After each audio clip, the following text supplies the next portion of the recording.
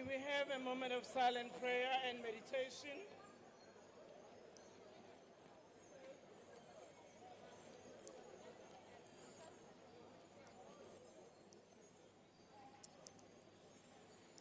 May we all be seated.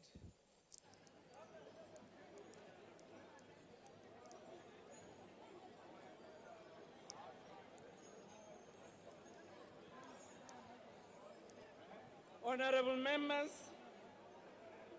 before we proceed with today's business, I wish to announce that the vacancies which occurred in the National Assembly owing to the resignation of Dr. M.Q. Ndlozi and Mr. Y. Yetana have been filled with effect from 5 February 2025 by the nominations of Ms. N.M. Hlongo and Mr. C. Matiwane, respectively. The members have made and subscribed to the oath in the Speaker's office. I welcome the new members to this august assembly as full members of the National Assembly.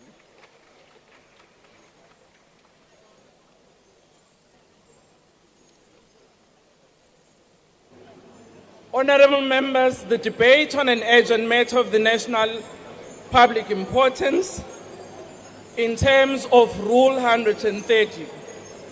And this is the only item on the order paper and is a debate on an urgent matter of national public importance in terms of Rule 130 in the name of Mr. C. Hatting on the recent casualties incurred by the South African National Defence Force in the Democratic Republic of Congo and their implications for the Defence Force. Honorable members, when we speak, we will have to be a bit louder because we are contending with the noise as a result of the wind in this dome. Honorable Hatting.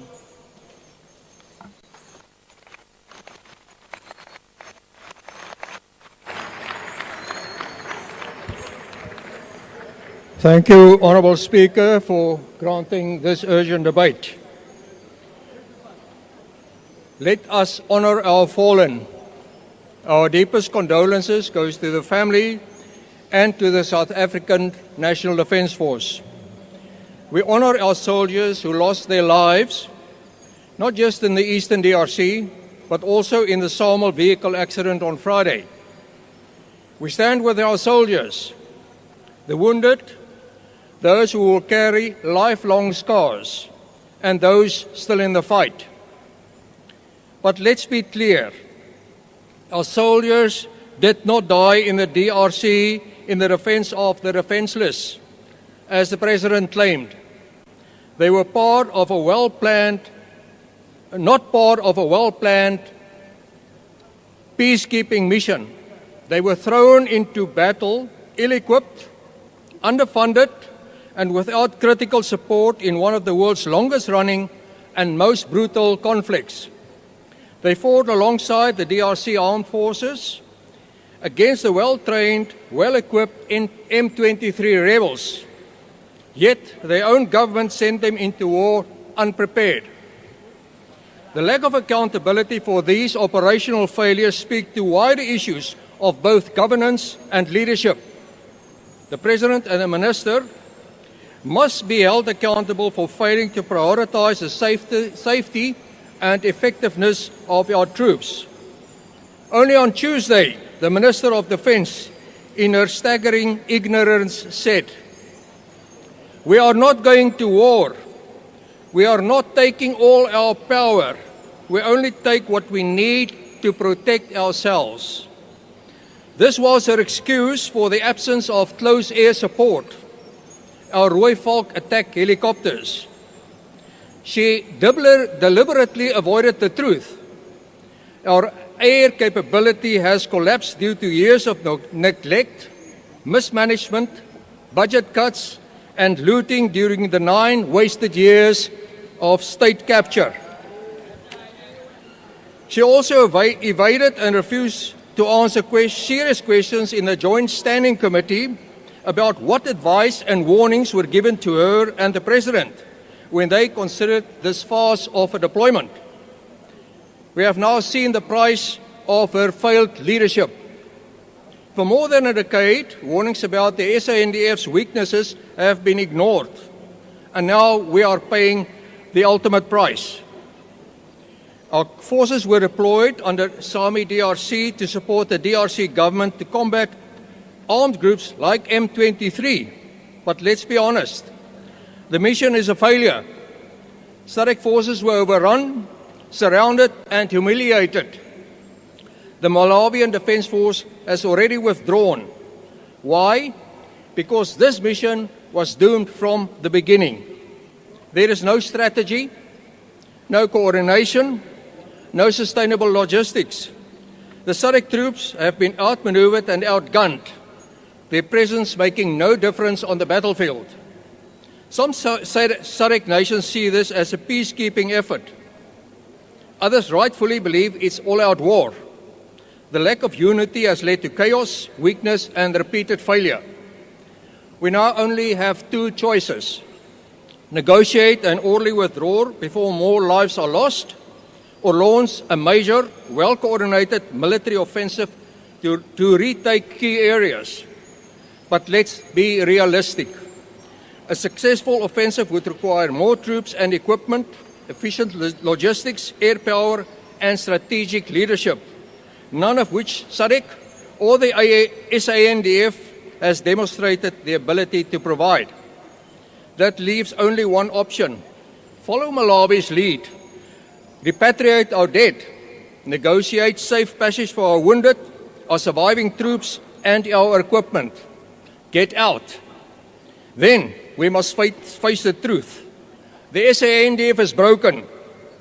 We need to go back to the drawing board, reassess our entire defense strategy, and rebuild our armed forces from the ground up to the level of the competence that South Africa needs. And for that, we need leadership. Strong, decisive, competent leadership. Something the SANDF has not seen in a very long time. Even the SANDF's official X account, that's Twitter account, posted this damning statement, and I quote, "One day we will know the real reason President Cyril Ramaphosa appointed Angie Motshekga as the Minister of Defense. For now, it simply doesn't make sense." I close the quote. We agree. They are right. It doesn't make sense. Let me make this clear. We need to withdraw from the DRC immediately, and Minister Angie Motshekga must go, voluntarily or otherwise. The time for excuses is over. Lives are at stake. Leadership is failing, and South Africa cannot afford to stand by watching the predicted life-costing humiliation unfolding any longer. I thank you, Honourable Speaker. Thank you, Honorable KMN Kigaba. GNU.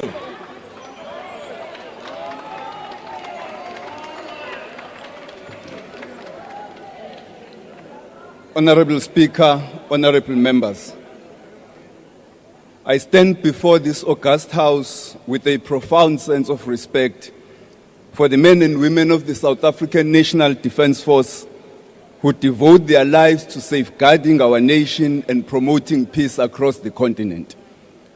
We must never overlook their sacrifices and the silent, often unsung acts of heroism they perform on our behalf. To guarantee our peace, safety, and stability, promote our sense of nationhood, and extend our hand of solidarity and good neighborliness with fellow peoples of Africa beyond our shores. We gather today to mourn those who recently lost their lives and to reflect on our obligations given the powers entrusted upon us to ensure that the living are spared a similar fate. Therefore, guided by the Freedom Charter's timeless creed, that there shall be peace and friendship, we must use this debate to reflect on who we are, what we can improve, and where South Africa's foreign missions stand with regard to the well-being of the whole of Africa. Honorable members, the SANDF's peacekeeping efforts are not happening in a vacuum. They are part of the larger vision of the African Union's Agenda 2063, which aims to silence the guns and foster a peaceful, integrated and prosperous Africa. South Africa has consistently taken a leadership role in advancing this agenda, promoting diplomacy, conflict resolution and sustainable development as the foundations of enduring peace.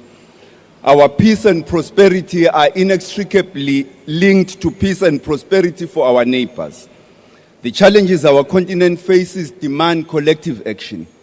No country can go it alone, and we cannot sit back as our neighbors suffer the deprivations and degradations of war. The Freedom Charter instructed us to respect the right of all peoples of Africa to independence and self-government, and to use that as the basis of close cooperation with them. We understand that our efforts to bear fruit must be grounded on close cooperation with fellow African countries, together seeking African solutions to African problems, and to ensure the durability of our efforts. South Africa does not approach fellow African countries as a bully, a big brother, a messiah, a know-it-all, do-it-alone tyrant, but as part of a collective of African countries acting together to secure life, achieve stability and sustainable development. The recent losses should neither distract from this vision nor coerce us into a retreat from our progressive internationalism, as if South Africa has never and will never seek Africa's solidarity in times of unforeseen tragedy and turmoil. When South Africa was enveloped by a dark cloud of apartheid tyranny, Africa acted together to help bring about a brighter day of freedom. Africa's united action under the guidance of the OAU ensured that the apartheid regime was isolated everywhere on the African continent, so that even those who sympathized with it did not have the courage to do so openly. It was the governments and peoples of this continent who rallied the world behind our cause and rallied support for the isolation of the apartheid regime, ensuring that it was kicked out of all international bodies and supported our struggle by offering asylum to freedom fighters and provided military and other forms of support to our struggle. A free and democratic South Africa can never forget that worldwide generosity, and particularly the sacrifices of the peoples of Africa during our moment of darkness, especially those who lost their innocence at the callous hands of the regime of death and tyranny because of their steadfast support for our struggle. Honorable members, South Africa's reputation as a leader in peacekeeping and regional stability has three broad pillars, namely a commitment to development and good governance, a commitment to resolving conflicts through dialogue, mediation, seeking African solutions to African problems, and thirdly, a commitment of our armed forces to participate in peacekeeping missions. As Parliament, we must therefore ensure that this commitment is supported by the necessary resources and oversight. As for the third pillar, this SANDF continues to play a vital role in peacekeeping missions, working alongside regional and international partners to uphold stability and security on the continent. As stated earlier, our efforts remain aligned with Africa's broader peace and security agenda, ensuring that we contribute meaningfully to lasting peace in conflict-affected areas. South Africa has a proud history of contributing to peacekeeping efforts, demonstrating our commitment to stability and security across this continent. Through diplomacy, mediation, and the deployment of our peacekeepers, we have played a vital role in supporting conflict resolution and post-conflict reconstruction.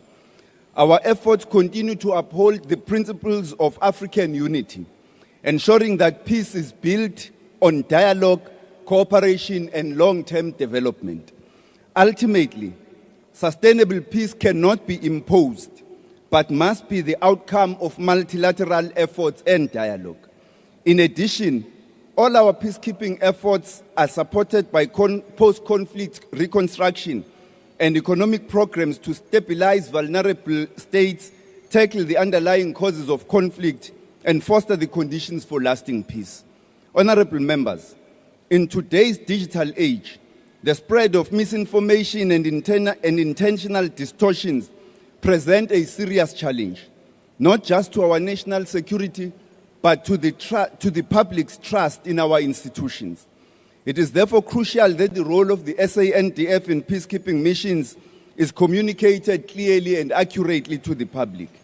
We want citizens to grasp the strategic importance of these efforts as part of a broader mission to usher in lasting peace and development on our continent.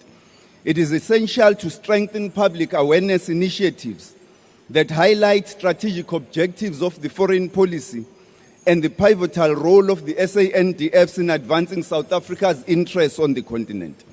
An informed and engaged public will contribute to a greater appreciation of our peacekeeping efforts and reinforce national support for policies that foster stability and development across Africa. Honorable members, the SANDF is a non-partisan force at the service of the nation as a whole. Its work must not be treated in a partisan manner or as a partisan service. Our soldiers work in perilous conditions, and their commitment should not be exploited or deflected by partisan interests, particularly whilst they are on serious international mission. We must promote public confidence in the SANDF to uplift the morale of our soldiers and assure them that they enjoy the full support of the nation as a whole, as well as its leadership, regardless of political affiliation.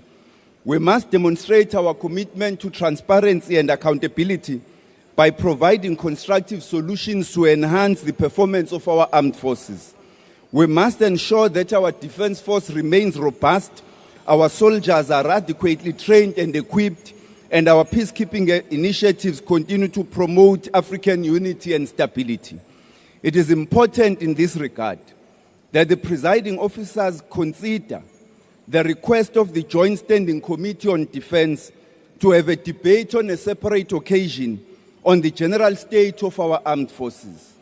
Honorable members, we would like to convey our heartfelt condolences to our fallen soldiers. Our thoughts and prayers are with their families, as well as those who are wounded. We convey our full confidence to those still on duty in foreign lands. The whole nation stands with you and will continue to provide you with all the support you require successfully to fulfill your mission and return home safely to your beloved country. I thank you. Thank you, Honorable Member. Honorable E.M. Chigila. Honorable Speaker, members of the Progressive Caucus, I greet you. South Africa carries a revolutionary, historic and future obligation to guarantee peace and stability in the whole of the African continent. This must be done in conjunction with all other patriotic Africans in the entire continent. Like all African countries, the Democratic Republic of Congo is our strategic ally and must remain as such. There is nothing wrong with South Africa's participation in peacekeeping missions, including in the DRC, but such should be done with maximum support and military capacity, which this government is not providing to the South African National Defense Force. Our soldiers were surrendered to rebels by this government, which has neglected all aspects and facets of the army. We are fully aware that there are many role players in the DRC, including foreign governments and businesses that thrive through the destabilization of the DRC. We as Umkhonto weSizwe believe that South Africa and all other progressive forces in the African continent must not retreat and neither surrender to the rebels and the external forces that are at the center of the ongoing conflict in the eastern part of the DRC, particularly Goma. Honorable members, the DRC is kept in perpetual conflict because there are forces that seek to loot natural endowments and mineral wealth. The African continent must never surrender to the DRC to external forces and rebels sponsored by foreign governments and private role players. When President Zuma was president of our country, there was never an attempt to attack our forces because they had maximum support. We are fully aware that the military intervention where our soldiers lost their life was part of the Samir DRC.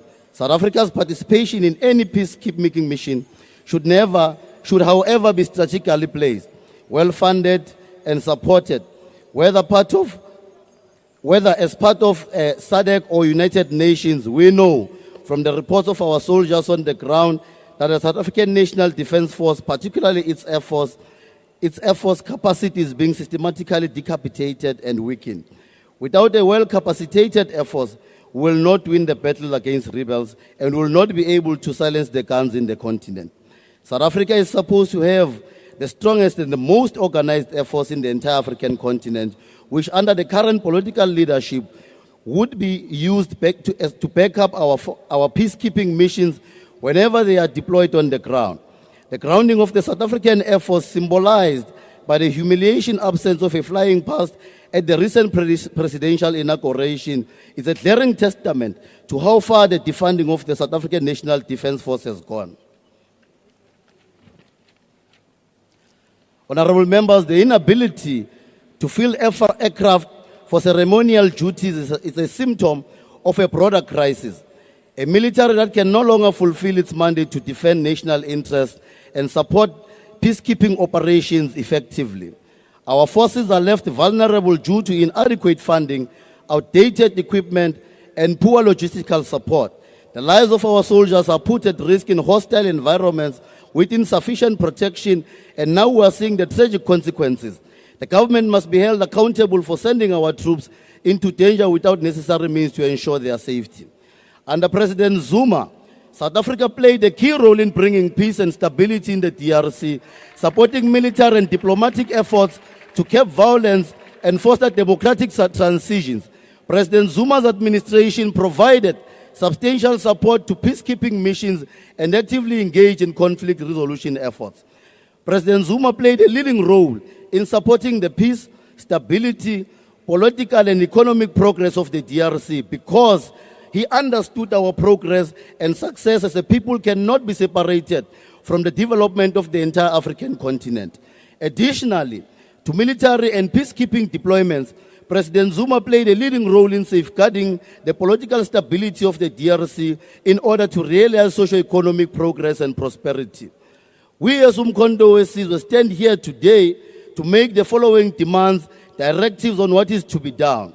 One, South Africa and all other African countries and continental organizations must continue to play a meaningful diplomatic, economic, political and military roles in the DRC with the aim of safeguarding maximum stability and economic progress. Two, South Africa must fully support SADC and the Eastern African Community Joint Summit resolutions to declare ceasefire in Goma, that the Chiefs of Defense Summit resolutions to declare a ceasefire or forces ceasefire to support the Chief of Defense Forces Summit resolution to declare that we develop a security plan for the region within 5 days. That South Africa must fully support the idea brought by President Zuma in 2014 of establishing an African standby force, which will combat all forms of rebel movements, terrorist activities in the African continent. It is only a unified African standby force with maximum ground, air force and naval capacity that can sustainably defend our continent from sponsored destabilizations, which is done for the theft of our natural endowments. That we demand the restoration of the South African Air Force, the army with full operational capacity, and that its top priority, that should be its top priority. Also, that to also develop and implement a sustainable peacekeeping strategy.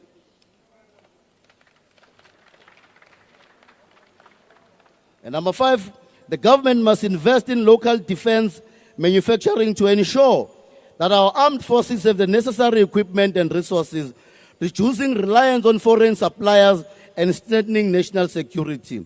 And lastly, Chair, Madam Speaker, the South African government must broaden and strengthen our economic cooperation and integration with the DRC.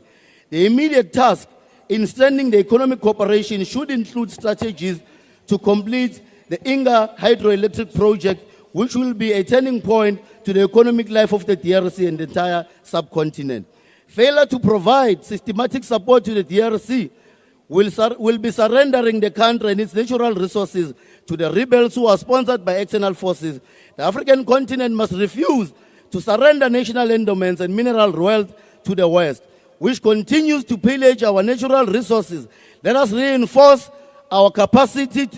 Let us reinforce our capacity and work with collective to continue safeguarding the DRC. We should never surrender or never retreat and should never appear like we are running away from the rebel groups. Africa must rise. Maibu, yeah. I thank you.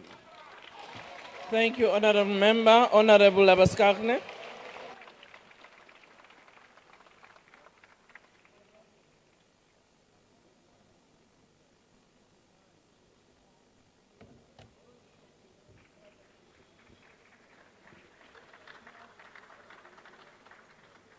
Honourable Speaker, Winston Churchill said, "Courage is what it takes to stand up and speak.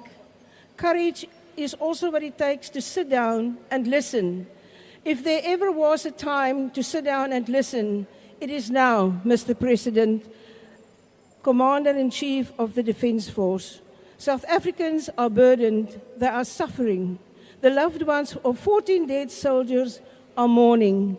The families of about 2,000 of our troops trapped in the Democratic Republic of Congo are worrying about their safety, and if they will ever see them again, asking, what are we doing there? Armed conflict has been a part of the DRC for more than a decade, and South Africa has been involved in various missions in the region over the years. But concerns over SANDF readiness were already raised in 2016-17, when Mission Tebe trained 9,000 FARDC recruits to create a rapid reaction brigade in the region without proper authorization. It was later reported that 55 million had to be borrowed for the instructors, rations and logistics. And as at that stage already, our Defence Force did not even have the money to undertake the most basic border patrols. Honourable Speaker, our soldiers are developed on a long-standing peacekeeping operation, but the current situation, as we have heard firstly through social media, is that our troops are trapped and encircled by the M23 rebels without communication, without support, and apparently without a way out, living in conditions that would not be out of place in conventional warfare. What we as South Africans hear is Goma is the transport and trading hub of the region. Trading legal and or illegal and critical minerals contributing to the just transition is one of the contentious issues between the DRC and Rwanda. Conflict escalated since January 2025 despite an agreement between the DRC forces and M23 rebels. More than 500,000 people have been displaced since the beginning of 2025. Hospitals can't cope with the wounded. Food and water is a problem. They fear a cholera outbreak. Thousands of soldiers and civilians already lost their lives. Our soldiers did not receive the support they needed. Our soldiers' core objective was peacekeeping. However, the feedback from the Defence Minister to the nation is that they have to neutralize negative forces, and the President last week said that we are contributing to a safer Africa and limiting weapons in Africa. I have to ask, is this still peacekeeping for the noble cause of the maintenance of peace and security in our region? If it is, we need clarity and transparency on where our intelligence was in the build-up to this incident, or was it again ignored, like in the July 2021 insurrection?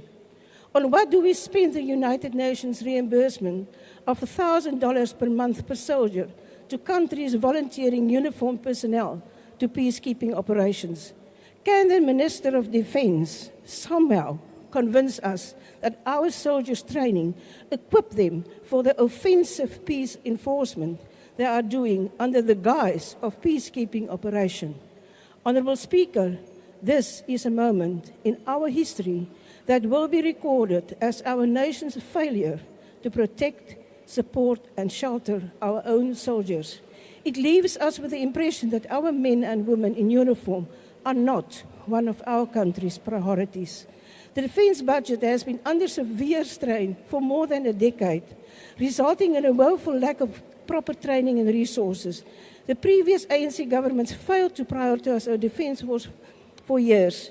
The Defence General Staff and Ministers of Defence waxed lyrical about wanting to be a security force to be reckoned with in the SADC, while they did send a message to our soldiers and our nation that they do not care.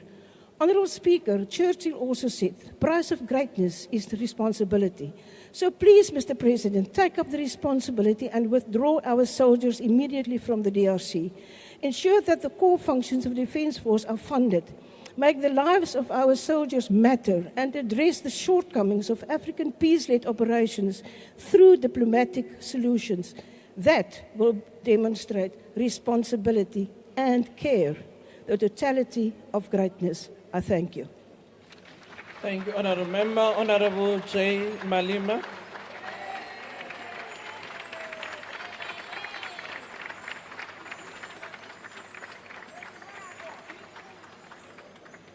Thank you very much, Speaker. Speaker, I would like to begin by sending our condolences to the families of the 14 members of the South African National Defence Force who recently lost their lives in the DRC.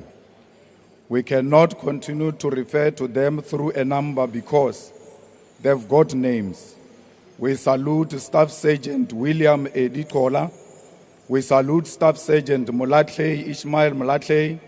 We salute Staff Sergeant Swatani Theophilus Seepe, Corporal Matumi Justice Malesa, Corporal Renae Namavulani, Lance Bombardier Itumeleng McDonald Moreo, Lance Corporal Zeke Moffat Molapo, Lance Corporal Metsi Stensley Rashishi, Rifleman Svatani Richard Chokwe, Rifleman Derek Maluleke, Rifleman Tsidiso Andres Mabele, Rifleman Calvin Louis Moari, Rifleman Muketi Joseph Mobe, Private Peter Jacobus Strido. The reckless deployment of South African troops in the DRC under the South African Development Community SADC mission in the Democratic Republic of Congo, SAMI DRC, which began in December 2023, was presented to us as a peacekeeping effort. However, the truth is that our soldiers are not there to maintain peace. They are engaged in a direct combat, fighting against the highly armed and strategically superior M23 rebels who are supported by the reckless president of Rwanda, Paul Kagame. Our government has deliberately misled the people. The reality is that our soldiers are fighting an enemy that has better weaponry, better resources, and better intelligence. While the rebels possess advanced military equipment, our soldiers are sent to battle without drones, without fighter jets, and without critical military assets. They are left vulnerable, fighting a war they cannot win, all because of the failures of this government. The recent M23 offensive on Goma has highlighted significant shortcomings in the South African National Defence Force deployment. Intelligence failures were evident as the SANDF lacked timely and accurate information to anticipate the M23 movements, leaving our forces unprepared for the assault. Coordination between the South African National Defence Force, regional allies, and the Congolese military was inadequate, leading to a fragmented response and over-reliance on local forces that quickly collapsed under pressure. The SANDF response can also be criticized for its sluggishness, allowing M23 to seize strategic positions before effective action was taken. Political considerations were often overshadowed military necessities, limiting our forces' effectiveness. Leadership on the ground also failed to provide clear directives, resulting in disorganized retreats and unprepared casualties. These issues culminated in tragic losses. For over a decade, we have watched as the South African National Defence Force has been systematically weakened. Budget cuts have crippled our military ability to function effectively. Aircrafts and helicopters that should provide air cover for our troops are grounded due to lack of maintenance. The government has neglected its duty to ensure that our soldiers are adequately prepared and equipped for combat. This is despite the fact that this deployment has cost our government 2.3 billion since it began. But it does not end there. The defense sector has been ravished by corruption. Officials at Denel have looted and mismanaged funds, selling South Africa's defense technology to foreign entities. This is nothing short of treason. At the same time, the Department of Defense has wasted over 250 million outsourcing IT services while ignoring existing in-house capabilities. This is a blatant theft of state resources, and it is our soldiers who pay the price. We must be clear, the deployment of our troops in the DRC is not about achieving peace.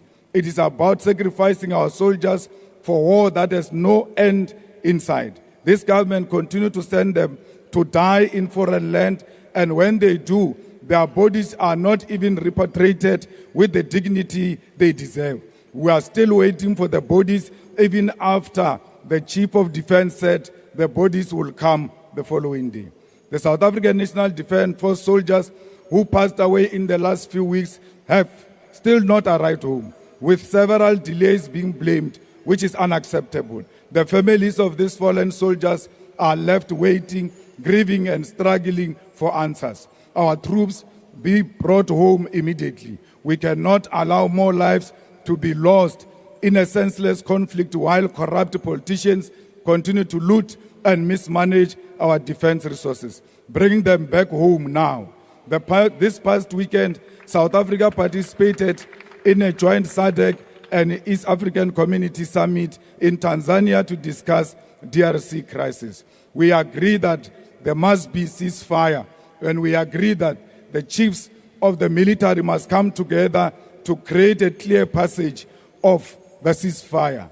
Re role now baetapele ba ANC le rekisitse bana ba rena le re tsegisha ka matekere. Thank you.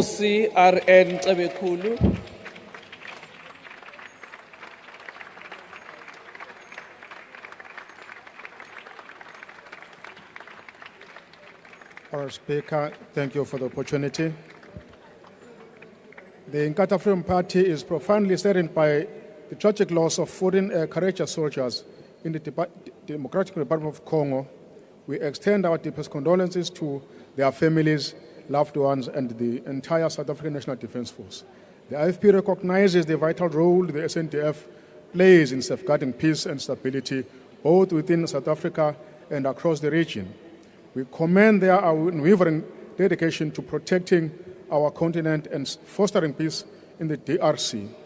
The recent escalation of violence and the provocative war-baiting rhetoric are deeply concerning and entirely unacceptable. The IFP unequivocally condemns such actions in the strongest possible terms. Furthermore, the IFP believes that South Africa should continue to play a strong role in promoting peace and stability among other African states, and that it should support the programs of SADC and the United Nations. Every effort must be made to find lasting peace through diplomatic engagement and negotiations. We must silence the guns. We, therefore, warn against an abrupt and uncoordinated withdrawal of peacekeepers in the absence of a commitment from all states and parties to ensure that lasting peace will be guaranteed. South Africa cannot afford another wave of influx of refugees and asylum seekers, which would be the case if the summarily withdrawal troops at a time of uncertainty, instability, and rise in hostility. Our presence in the DRC remains strategic for peace. Peace in the DRC means peace in Africa.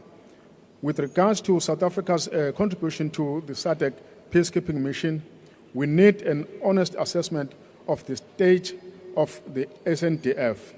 At this time, we should caution against finding financial solutions to non-financial problems. The IFP will not prematurely call for an additional budgetary allocation to the department until a thorough assessment has been done. This has been witnessed by the findings by the SIO of how finances have been mismanaged in the department. Our position is based on the understanding that increased budgetary wrongly assumed to proportionally rise in defense capabilities, which is always the case.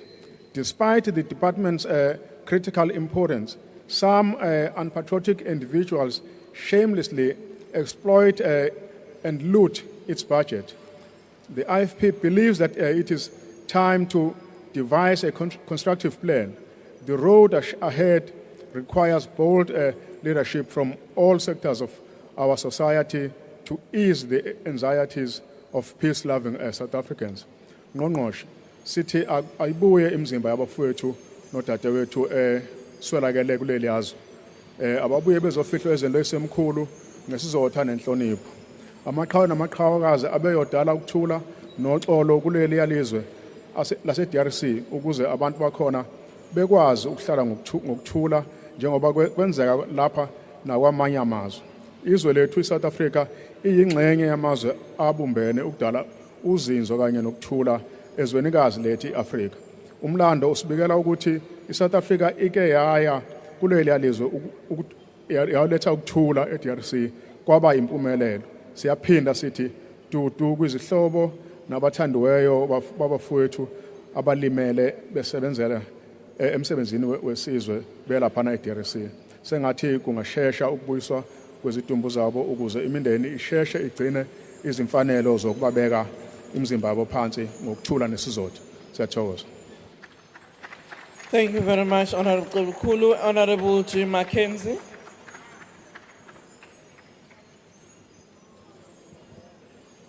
Honorable Speaker, from the Patriotic Alliance, we just want to give our deepest and most sincerest condolences to the families. But Speaker, I think this House, all of us, need to do some soul searching. We cannot be leaders. We are busy debating here while our soldiers are not back. The families of the ones that died must now watch on TV, hoping to get some information. There was no rush for this debate. This debate could have been moved until we got our fallen soldiers back, and then we can come here and speak about this. Speaker, this is not the time to point fingers.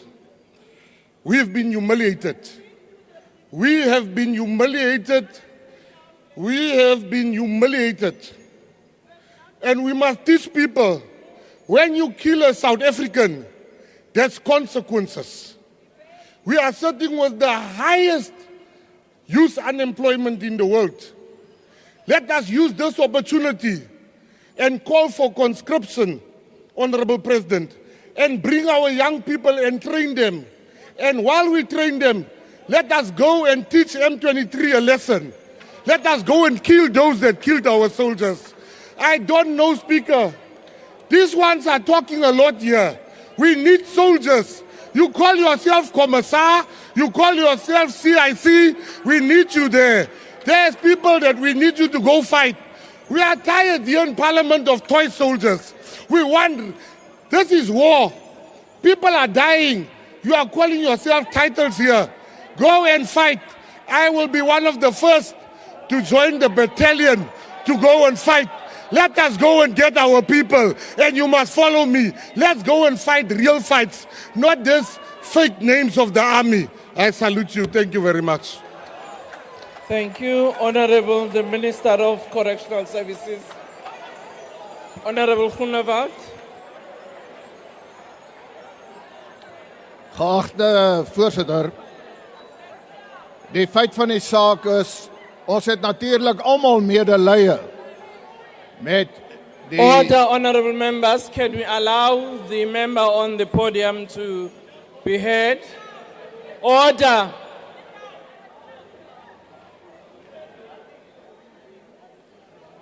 You can go ahead. Ons het almal medelee met die geliefdes van die gesneuwelde soldate. Die feit van die saak is, dit gaan hulle nie lewend maak nie. Why did it happen what happened in the DRC? We have two defense reviews, one in 1998 and one in 2015. The result of the 1998 defense review was that we bought some of the most sophisticated armaments in the world. The Gripens, our submarines, it has cost the taxpayers of South African billions of rands. In the defense review of 2015, where the review in itself has cost a couple of millions to compile, certain recommendations were made, but no attention is properly given to those recommendations. What happened with our most sophisticated armaments? They are dilapidated in a certain sense because there's not enough money to ensure that there is proper maintenance. And therefore, yes, it is true, we can participate in peace missions in Africa. But then we must be sure that we are equipped and properly prepared to do that.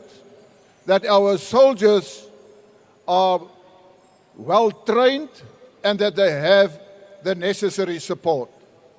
Now, this is not the first time that we're in a situation like we have at this moment. In 2013, we had the Bangui situation in the Central African Republic, where we've lost 15 soldiers. Now, everyone in the military knows that after such an incident, there is proper re-evaluation on what is or what went wrong and what must be done to ensure that we don't have a repeat of what happened. And the DRC is nothing else than a repeat of Bangui. Therefore, we must ask, who must take responsibility? Now, the most disturbing of this whole matter, Honourable Speaker. Order, honourable member. Can you take your seat? Honourable Skosana, what is the point of order? Thank you, Chair. Thank you, Honourable Speaker. The interpreter of Iske to Isindebele Asikola. Okay. And I don't want to start that again because I've been saying this many times, and it looks like we are being undermined. Some of the section of our society is heavily undermined. It's unacceptable, Speaker. Thank you. Thank you very much. We will attend to that, honourable member. Honourable Puneval, you can continue. Thank you, Honourable Speaker. The most disturbing aspect was actually reported in the newspaper of a report by the well-known and accredited journalist Erika Gibson. And what she said is that there were senior generals in the SANDF that actually insisted that the President, as Commander-in-Chief, must be properly be informed that we do not have the capabilities to send this mission to DRC. But the top generals prevented them to put forward that information. Now, Honourable Speaker, the Freedom Front Plus asked the President to appoint a judicial commission of inquiry into these allegations. Because if we do not attend to that, then we are in a fortnight of a military coup and the President won't even know it. I thank you. Thank you, Honorable Trollip.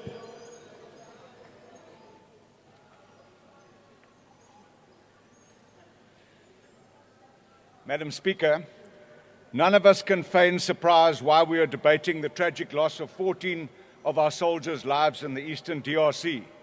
It is clear that we have learnt no lessons from the fateful Battle of Bangui in the Central African Republic, and that perennial budget cuts have emasculated our defence force. In fact, the hollowing out of our defence force began with the corrupt manipulation of arms procurement facilitated by the erstwhile President Zuma and his associates. This not only placed the Defence Force in a precarious financial position, but it has also continued to constrain its operational effectiveness due to the unaffordable maintenance and lack of capacity to deploy the said armaments. This has been compounded by progressively ineffectual and inexperienced ministerial and military leadership appointments. On the 15th of July, my Action SA colleague Lerato Ngobeni outlined the inevitable consequences of the systematic hollowing out of the SANDF's capabilities in the Defence Committee. These are her notes, and she said, "This department has been severely mismanaged and underfunded for decades that is placing it at a perilous risk." She went on and warned of the dire consequences of our sovereignty and the lives of our men in uniform. And she said the misalignment of the budget in the deployment to the SADC mission is going to expose our men and women to fierce militant insurgency while being ill-equipped, overstretched, underfunded, and without sufficient combat and intelligence support. She asked the Minister, how many more lives must be sacrificed before this government acknowledges the urgent need to overhaul the state of our armed forces? Minister, you studiously ignored the question because you are clearly out of your depth, and our national security is not only compromised, but our defence force is rudderless. Now, 6 months later, we mourn the deaths of 14 brave soldiers whose decomposing remains have yet to be repatriated, not to mention the absence of any plausible casualty evacuation plans for our wounded. The Deputy Minister, a general, appeared bemused and at times even surprised as he listened to the department's defensive denialism. His silence in the committee, when we met as a joint committee, exposes why we oppose the existence of deputy ministers. They are impractical, ineffectual, and superfluous. The department's political and military leadership sat in that committee and presented like hapless hares in the spotlight. Our warning has fallen on deaf ears. Our ill-equipped, under-resourced, demoralized, and outgunned soldiers were sent to fight in a war which we have no apparent demonstrable interest, and they were set up to fail and die. I'm proud that in October last year we rejected this government's reckless attempt to throw an additional 2 billion rand at the deployment in the DRC. We refused to support this folly then, and we are even now more determined than ever to demand its end. As confirmed by Minister Mocheka in her reply to my parliamentary question, she said the deployment is devoid of strategy, lacks a clear national interest, suffers from inadequate capacitation, and frankly has no defensible reason to continue. Minister Angie Mocheka must resign or be fired by the end of the day. Our troops must return before the end of this month. Order, Honourable Member, your time is up. Thank you very much. Honourable Swart.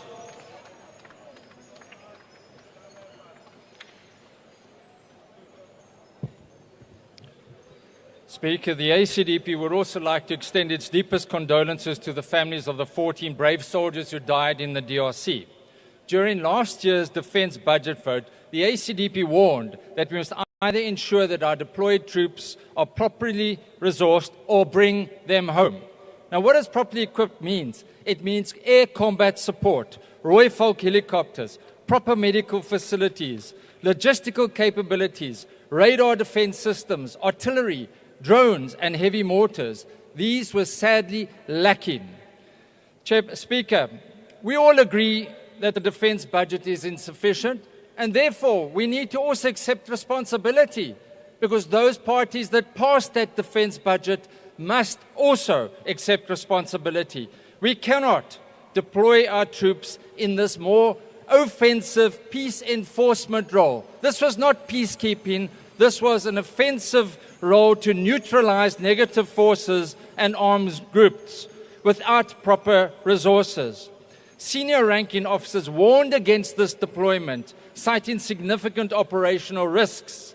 Their concerns were ignored. They were even reprimanded. This information was not given to President Ramaphosa. Other officers also indicated that there was a lack of planning and said they were killed because of a failure of planning. The troops on the ground stood no chance since they landed in the DRC. This is an absolute scandal. It is scandalous. There was insufficient pre-deployment planning and training to meet this ideologically and technologically more advanced Rwandan-backed M23. Where was the military intelligence? And whilst acknowledging that our troops fought like lions, particularly our special forces, and that the M23 sustained heavy losses, it's becoming clear, abundantly clear, that this was indeed a mission impossible. Our Commander-in-Chief, President Ramaphosa, should hang his head in shame. The Minister of Defence should hang her head in shame. And we, who did not appropriate sufficient budgets for the Defence Force, should also hang our heads in shame. We don't need another debate on this issue. We possibly need a judicial inquiry, but at the very least, we need a full parliamentary oversight inquiry into this humiliating defeat, which has not only cost the lives of our troops, but has severely damaged our reputation and that of the SANDF. The mothers and families of the deceased soldiers demand and deserve nothing less. Lastly, we welcome the immediate and unconditional ceasefire calls within 5 days. Bring our troops home now. Order, we call. Honorable Thank Member, you your so time much. is up. Honorable Ngwangwa. Speaker, we would like to extend our deepest condolences to the families of our fallen SANDF heroes. And city benze Thixo baphumle ngonaphakade ubakhanyisele ngokhanyiso olungacimiyo. Contrary to popular belief, our soldiers were deployed in the Democratic Republic of Congo to engage in a peace enforcement operation, not a routine peacekeeping mission. A peace enforcement operation, as most of you might already know, ensures that is carried out by heavily armed forces as they have to engage in non-defensive kinds of combat. How they were not properly resourced for this is absolutely beyond us. In fact, it's a dereliction of duty on the part of those who decided the mission. Facing a well-armed M23 rebels supported by the Rwandan Special Forces, our soldiers were not humiliated. They fought gallantly despite being outnumbered, outgunned, and under-resourced. However, due to dwindling ammunition and relentless attacks, they were forced to surrender and are now being held captive under very inhuman conditions. There were times during this process when they were told when to perform their ablutions, what time and why and where, which was an attempt to try and humiliate them. This, of course, in these dire circumstances, our troops are forced to ration their provisions. For an example, what they call as red packs, originally designed to provide a single meal, complete meal, are now being stretched over 2 days. This stark measure underscores the chronic shortage of essential supplies, such as food and water. In fact, in some instances, they had to wait for rainwater in order for them to be able to get water and to be able to wash their clothes. We have to attend to these challenges which are faced by SANDF. One of the issues that as soldiers, unlike their counterparts from SADC nations, South African troops do not have to receive direct payments from SADC. Instead, their salaries are funneled through joint operations, a process that has unfortunately invited a lot of corruption. When an emergency hits at home, they have to pay for their own repatriation at times to attend funerals of relatives, while the opposite is true for other people who are deployed in the mission. So, indeed, there needs to be a thorough investigation of how these missions are done, conducted, and how and whether we are going to properly resource them. To our soldiers, we must accept, I quote Martin Luther King Jr., we must accept final disappointment, but never lose infinite hope, no matter how difficult the circumstances might be at times. Bring our soldiers back home right now. Your time has expired. Thank you. Honourable Zibi.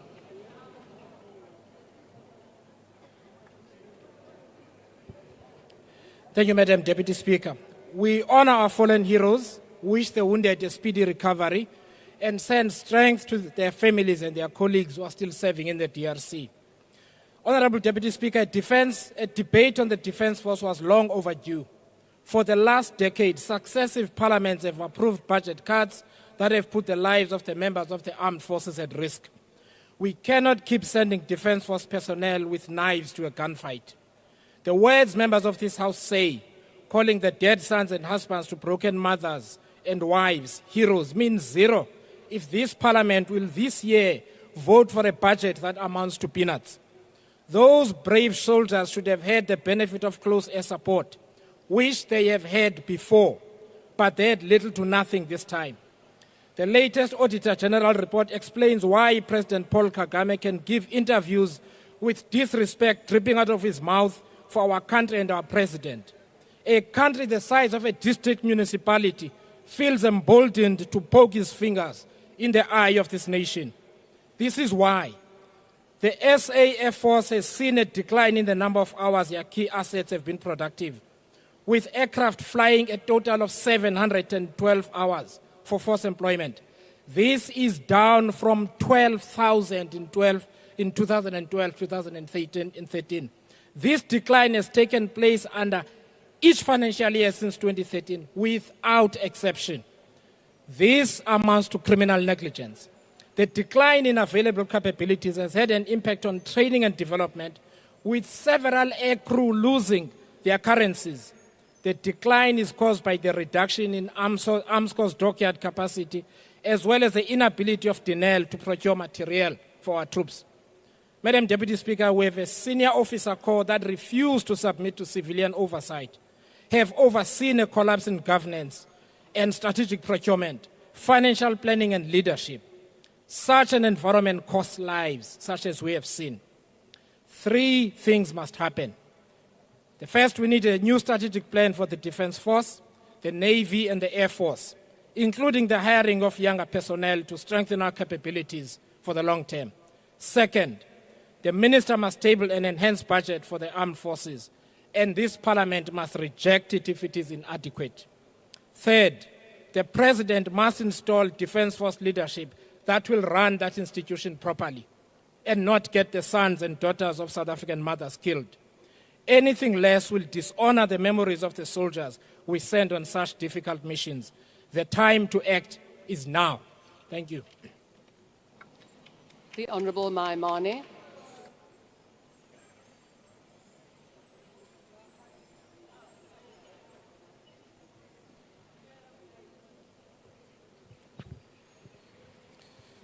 Honourable Deputy Speaker, members of this House, to the leadership of the Defence Force that is here, Bagaetsho dumelang. Let me begin by asking the fundamental question in saying, gore, ga ne le bana ba rona, a ne re ka kgona go nna bo botlhe mo ntlong ye, re ba re a ba ye ko ntweng ko DRC, ba sena ditlhobolo, ba sena thuso, ba ile go swela fale. Honourable members, I want to send my deep condolences to the families who have lost their loved ones. It is often said that soldiers die in fields they have not chosen. The leadership of this House chose that field to be the Eastern DRC. And ultimately, the question will continue to haunt us. If these were our children, would we send them? I want to highlight a few things. The distortion of facts is simply this, that we are going on a peacekeeping mission. No, we are not. We are going on a combat mission with no equipment, with no supplies, and our young people are being killed there. Furthermore, fellow South Africans, I want to say a few things that must happen, and I want to be unequivocal. Let us bring back our troops back home. They have no business there. It's getting worse by the day. People are dying. More people are being displaced. Yet we keep thinking we can come here by tinkering with the budget and send more troops. It is not going to result in peace. The second issue is that the financial sustainability of this war is not there. Under Operation Tiba and Operation Vigela, we took money from social development, sending troops to Mozambique and other places, and said, let's send our troops there. What we are in fact saying is that while we go to the DRC, for the South African child, there will be no more teachers, no more social development. We simply don't have the fiscal wiggle room to send troops to the DRC. Thirdly, we are sitting here with the corpses of our troops still stuck in the DRC. If we are serious in honoring their lives, we should take every effort to bring back our troops home. It is an immediate call, fellow South Africans. And ultimately, I want to urge that our leadership role must be one to find a peaceful mediation. Let us call for a dialogue between M23 and Tshisekedi so that we can find a response there. Let's ensure that Rwanda withdraws its troops from DRC, and let's compel Rwanda's government to dismantle the FDLR. It's the only way we are going to find. Lastly, this parliament must commission inquiry to ensure that we find out how many have died, what the financial implications are, and how quickly do we end this circus that is taking place. We are not silencing the guns, we are increasing violence. And therefore, honorable members, I leave you with this question. If these were your children, will you send them to DRC? Thank you. Honorable Zungula.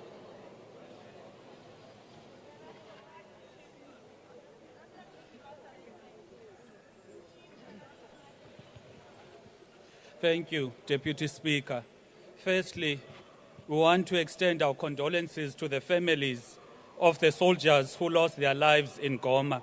At no point should our army be deployed on a mission without the necessary resources to ensure their safety and operational success. We need to seriously develop a coherent and clear foreign policy and the role South Africa should play on the continent. South Africa risks being viewed as a new imperialist power in the continent, not because of any grand ambitions of our own, but due to the reckless and short-sighted foreign policy decisions of this government. In remembering the demise of our heroes, we should ask ourselves, what should be the consequences for those who send our soldiers to die in poorly planned missions? Missions where the objectives are unclear, the strategy is flawed, and the alliances we form raise more questions than answers. One of those questions is, who exactly are we fighting alongside? Did South Africa at any stage fight alongside the FDLR in the DRC? We need absolute clarity on our role in this conflict, especially given the complex web of interests at play in the DRC. The Minister of International Relations was asked a simple question, yet he failed to provide an adequate answer. Is South Africa fighting alongside the FDLR? And if yes, who gave that instruction? Minister, today we demand an answer. It is a fundamental principle that we do not fight alongside non-state actors under any circumstances. Doing so sets a dangerous precedent. If it turns out that our army was deployed alongside non-state actors, those responsible for that decision must be held accountable because the blood of our fallen soldiers is on their hands. Now that the DRC army has fled Goma, what exactly is the purpose of our army's continued presence there? Without the DRC army, the SANDF has got no mission in the DRC because the soldiers were deployed to assist them, not to fight on their behalf. It is also deeply concerning that only South Africa, Malawi, and Tanzania were part of this mission. The SADC has got 16 member states. Where are the rest? Why is South Africa always expected to carry the burden alone? To our brave men and women stuck in Goma, you are not alone. We carry you in our hearts and spirits. Our prayers are with you. You have represented the country with bravery and honor. There is no army or rebel force in the continent that can match your expertise and willingness to stand for others, even in the most unfavorable circumstances. Remain strong.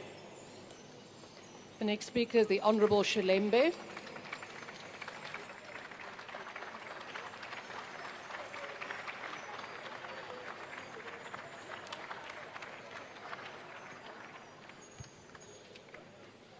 Honourable Deputy Speaker, the DA wishes to convey our heartfelt condolences to all the families who have lost their loved ones, and our prayers are with them during this difficult time.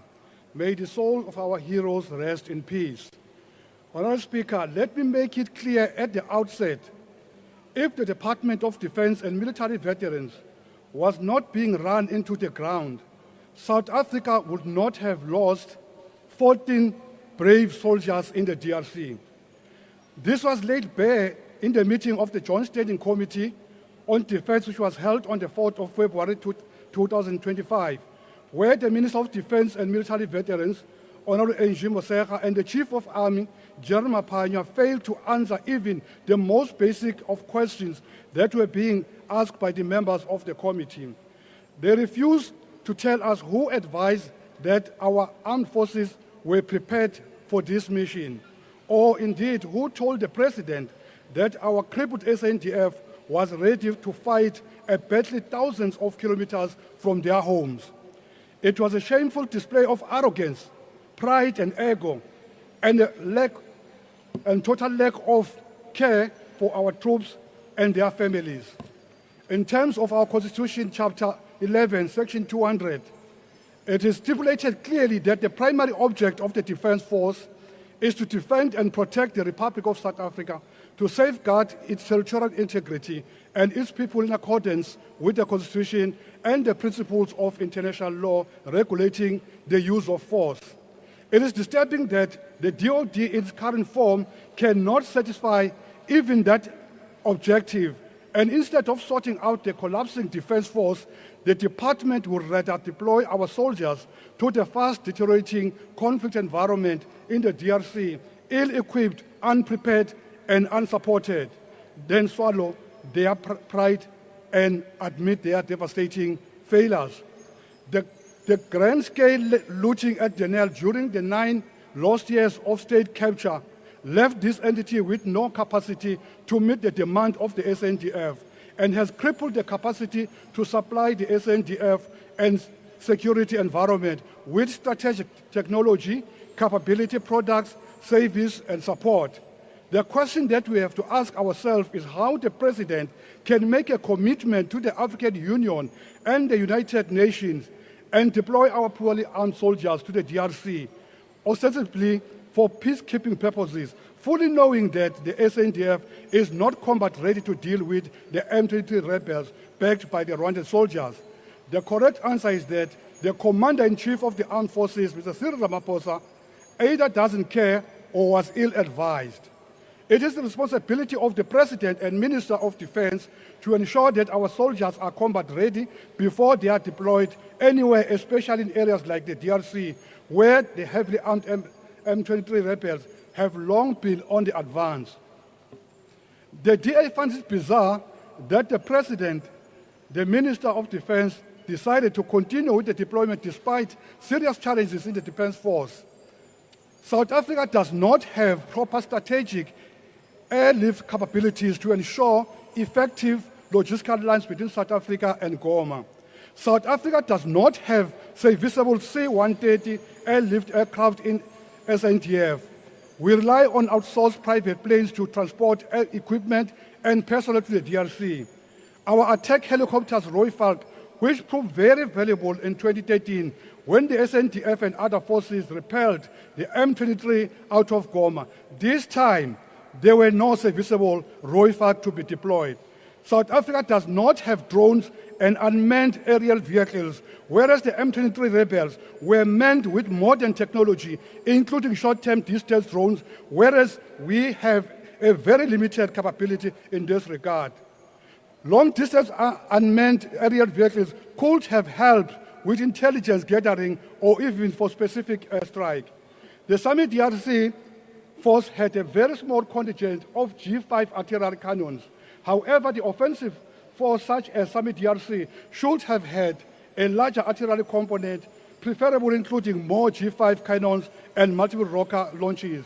The families of our deceased heroes are mourning because the DoD failed to support their troops, because the armed forces failed to guarantee our soldiers, because the Honorable President would rather stick his head in the sand than confront the truth. And they died on his watch. Shulembe, your time has expired. The DA reiterates that our soldiers must be brought back with immediate effect. I thank you. Honourable the Minister of Defence and Military Veterans.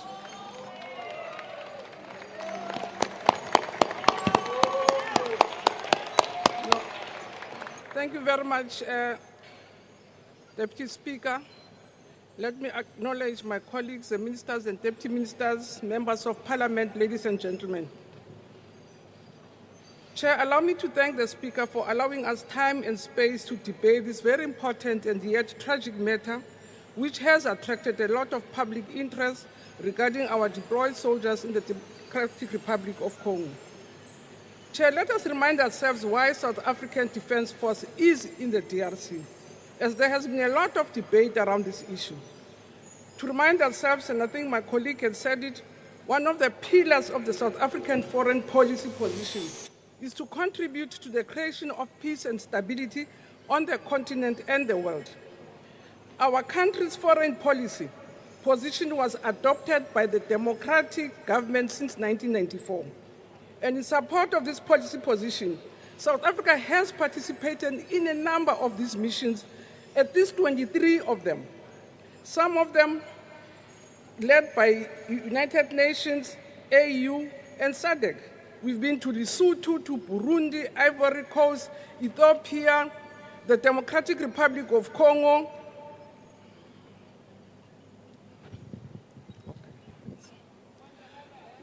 the Sudan, in Sudan and Liberia, just to mention the few. House Chair and honorable members, when it comes to the DRC, I also want to remind this House that South Africa's first Commander-in-Chief, Rolihlahla Mandela, very early in our democratic championed peace-building conflict resolution. It is thus to make, it's no mistake that our SAS Utonukwa brought together the leaders of then Zaire, Mobutu Seseko, and the leader of the fighting forces, Laurent Kabila. And these talks ultimately saw the transition from Zaire to what is today known as the Democratic Republic of Congo. We dare not forget the inter-Congolese dialogue, which we hosted as a country in Sun City for many months. Women across the continent, especially those from conflict-ridden areas, also saw it fit to even have a framework of peace.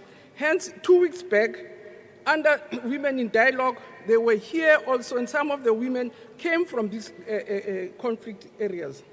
South Africa, Chair, is an integral part of the international community, particularly the African continent. We recognize that our own security, our prosperity and sustainability, and that of Africa, of the African continent, are intrinsically connected, and therefore we understand that our own national interest is linked to Africa's stability, unity, and peace. Thus, Africa, hence we are at the center of these peacekeeping forces. So the deployment of Summit DRC was appointed by an extraordinary SADC summit of heads of government, which was held in Windhoek on the 8th of May 2023, as a regional response to address the unstable and deteriorating security situation prevailing in the DRC. So the deployments of the Summit DRC is in accordance with the principles of collective self-defense and collective action outlined in the SADC Mutual Defense Pact of 2003. Meanwhile, the United Nations Organization also has MINUSCO, which came into effect by July 2010 and was preceded by MUNOC, which was there in 1999. The MINUSCO mandate, and I quote, it is to authorize to use all necessary means to carry out its mandate relating, amongst other things, to the protection of civilians, humanitarian and personnel support. So, Madam Speaker, let me come back to the incident of 2 weeks ago, where our troops came under attack on the 24th of January 2025. We were indeed taken up by the tragic news that our troops based in Sake, the Eastern DRC, came under heavy attack by M23 rebels. In the weeks leading to the 23rd, fighting in that region had escalated, with the rebels group fiercely engaging with the Congolese armed forces. And the intensified fight of M23 made sure that key towns in the province of Kivu, like Masisi, Ngungu, Bidada, and Minova, and all the time the rebels were advancing towards Sake, where the Summit DRC main operating base is located, and this led to our own forces being enveloped. The M23 launched an all-out attack on Summit DRC main operation base, where South African, Malawian, and Tanzanian contingent, together with UNESCO and also the Congolese defense, were located. Heavy shelling of the base was experienced, and this was followed by ground attack aimed at our operational base. M23 attacks were in clear contravention of the Nairobi peace process, and the ceasefire brokered by the Luanda process.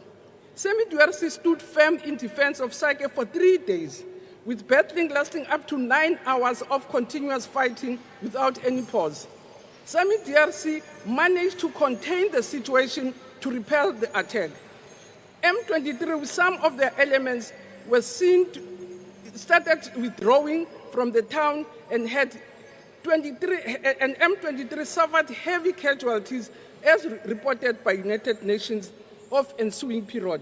It is during this time that we as a country saw 9 casualties, 12 injuries, varying in different degrees. And following the exchange mortar bombs again between DRC and the armed forces of 23 rebels on the 27th of January now, near Goma Airport, where South African Defense Force is co-located with even the Congolese Defense Force, where we lost 3 members and some suffered serious injuries. And one of our soldiers who had been killed, who had been hurt in Goma, succumbed to his injuries. As a result, leading us to 14, with one of our members being shot in Goma, bringing to 14. Of the people that have passed on, 7 come from Limpopo, 3 are from the Free State, 1 each from Eastern Cape, Northern Cape, and Northwest Province. And all the members will be raised to rest in full military honors for their sacrifice. And Chair, I must say, from the latest reports, yes, indeed, the delay is very disheartening. Currently, from the reports we're receiving, that they are still in Uganda, undergoing all the medical processes, and which we also are pressing very hard to get our deceased. We were hoping that we'll get them by today, but by the latest, we are told that Thursday they will be here. The South African National Defense members' ultimate sacrifice in the line of duty is a stark reminder of the dangers that are faced by young men and women in peacekeeping missions. Our soldiers are deployed to the eastern part of the DRC in North Kivu, a province that has been plagued by violence and instability for many years. And the primary threat in this region is as a result of M23, an illegal armed group that has been responsible for numerous attacks on both civilians and the DRC military forces. However, the presence of many other armed groups in the eastern DRC vying for control over its rich natural resources has led to widespread violence. displacement of civilians, and humanitarian crisis. South African National Defence Force, therefore, in the DRC, is part of UNESCO. I hear say South Africa, what we're not armed, we're part of UNESCO. We're not there in our own individual capacity as a country. On the one hand, and we are also part of semi-DRC, working together with other forces of the continent. As I conclude, Chair, I'd like to take the opportunity to express our condolences to the bereaved families and the entire South Africa, and wish speedy recovery to the injured. Furthermore, we continue to be committed to the safety and well-being of our remaining soldiers in Goma through the already announced measures by the Eastern African Committee and SADC Summit and the opening of lines of Goma. We are working hard to make sure that the challenges our members are facing, like low supplies of food, are being attended to, and definitely we do believe that in the next few days they'll be there. Chair, what has really also brought relief to the challenges that we're facing there, it's the resolutions that members have mentioned of the SADC and the Eastern African communities, who amongst others have called for the unconditional ceasefire, the provision of humanitarian assistance, the development of securitarization, and the immediate opening of Goma Airport, which we believe will bring lots of relief to the dire situation that we are confronted with. Thank you very much, Chair. Honourable the Deputy Minister of Social Development.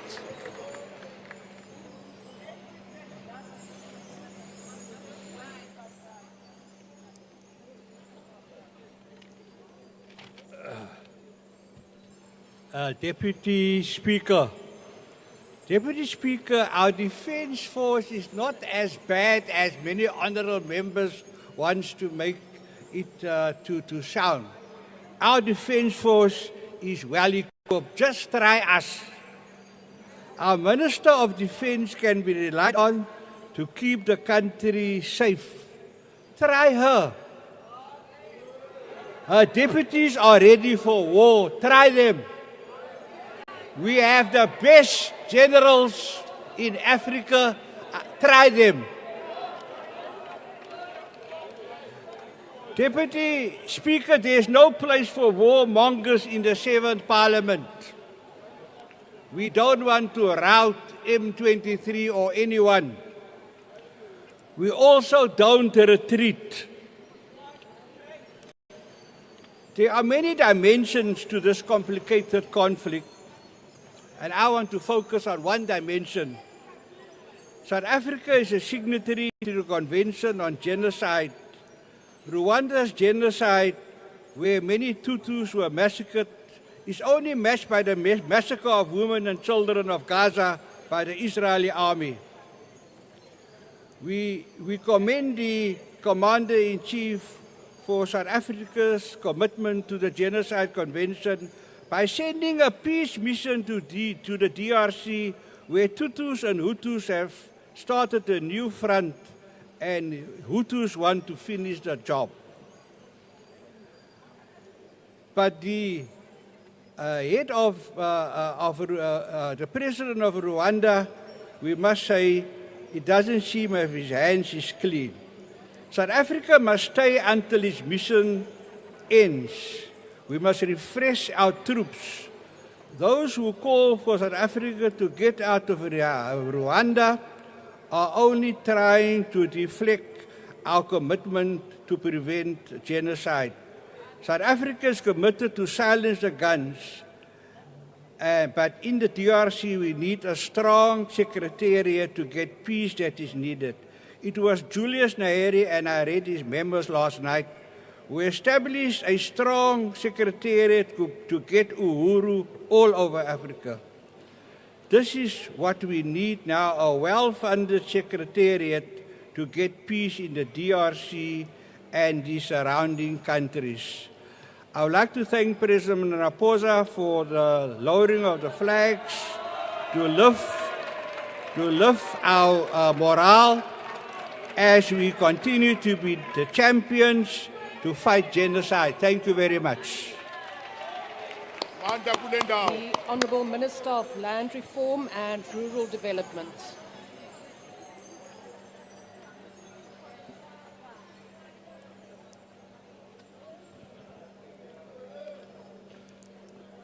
Deputy Speaker, 14 of our soldiers lost their lives whilst protecting the lives of innocent Africans. Whilst you are right in our view that these deaths are a tragic loss of life, we should equally commemorate and even celebrate our martyred soldiers with honor and pride. They gave their lives to defend fellow Africans and advanced democracy and maintain peace. We support the view that has been expressed that the underfunding of our defense force must come to an end. A military that is underfunded leaves the entire country vulnerable to attack. There is nothing that attracts cowards and dictators more easily to a fight than when they believe that they are not prepared and not ready to defend yourself. Our soldiers must be viewed as martyrs for democracy and peace, and we call upon Defense Minister to posthumously give these soldiers highest military honors for their sacrifice. We unequivocally support the SANDF as part of SADC mission or any mission to support justice, democracy and peace on the African continent. The role of armies of African states must first and foremost be for national defense and not to advance the agenda of former colonizers and imperialists. African armies must never be used to divide the nations and peoples of the African continent. We must remain resolute in our role in advancing justice, peace and human rights, both in international institutions such as ICJ and on the various war zones across the African continent. We must never waver in commitment to achieving the African Union's cardinal objective of silencing the guns on our beloved continent. We must not be swayed or threatened by traitors elsewhere on the African continent or here at home or by any white supremacist foreign leader. We must increase our efforts to build a united and patriotic nation. I thank you. The Honourable Mashlatsi.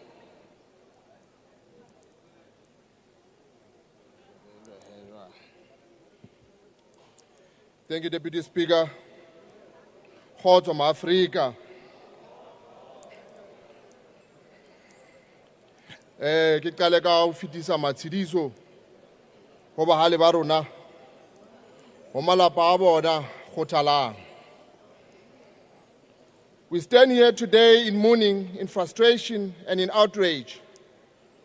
Our soldiers, patriots who sought to defend this country have been killed in the DRC.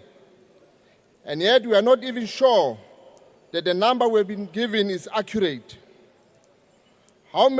We wonder how many more lives have been lost that remain unreported. How many more families are grieving in silence, unsure of the fate of their loved ones. This tragedy exposes the recklessness, poor coordination, lack of leadership within the SANDF and the government at large. The so-called peacekeeping mission in the DRC has turned into a death trap for our soldiers. A mission that was poorly planned, ill-equipped, and seemingly executed with a little regard for the safety of our men and women. This government has failed our army both administratively and operationally. The Commander-in-Chief of the Defense, President Ramaphosa, must answer to this failure. It was under his watch that our soldiers were deployed into a volatile conflict zone without proper strategy and support. South Africa is not at war, yet our government is treating our soldiers as expendable resources in a foreign conflict while failing to protect them. Where was the threat assessment? Where was the threat and risk assessment? Where was the contingency plan? Where was the leadership? Our minister, Menji Mutsecha, has also demonstrated gross incompetence. How does the minister remain silent for days while the lives of our soldiers are lost. The minister must account to the nation. She must explain why our troops were sent into harm's way without necessary intelligence, logistical support, and strategic backing. If she cannot do that, then she must step down. In a so-called government of national unity, why was the experience of General Bantu Holomisa ignored? Let us ask ourselves,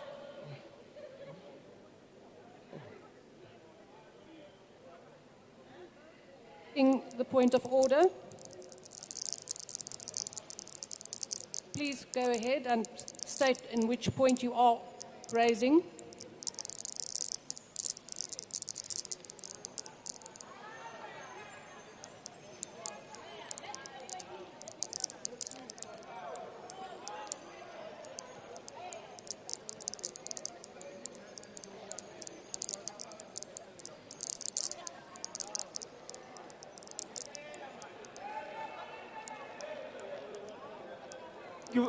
Thank you very much, Honorable Deputy Speaker. I'm rising on Rule 85.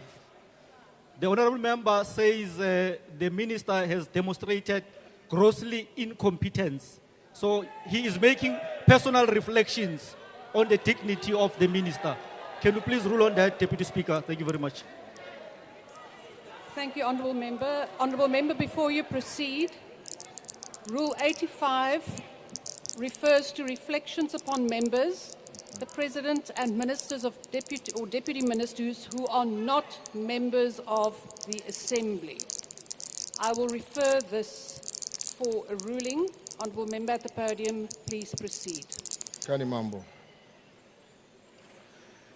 Let us ask ourselves, who truly benefit from South Africa's military involvement in the DRC? Is it the people of South Africa? The answer is no. Is it the families who have lost their loved ones? No.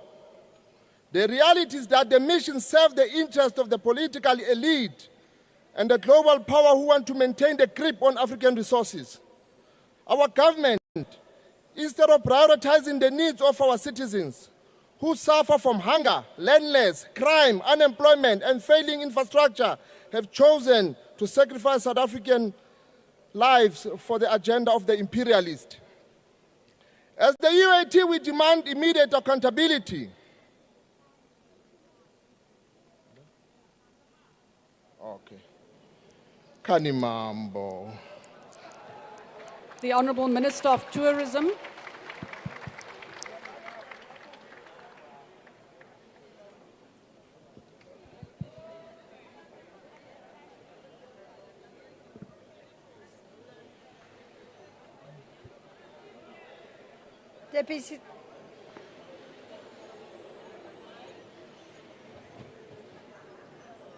Deputy Speaker, as the Good Party, we send our heartfelt condolences to the families and the loved ones of the 14 fallen soldiers who tragically lost their lives while bravely defending civilians and infrastructure in the DRC.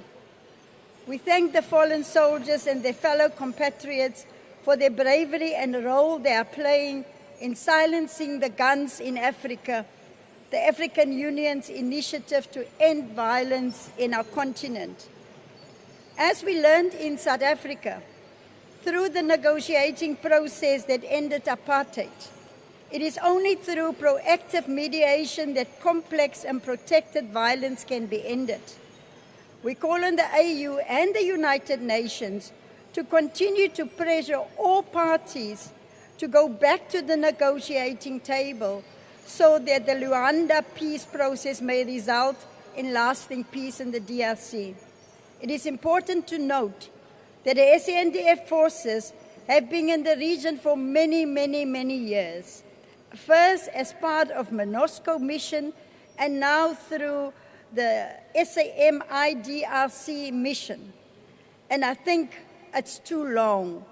South Africa prides itself on being a force for peace in Africa, and we continue to play this role as one of the most vital voices on our continent.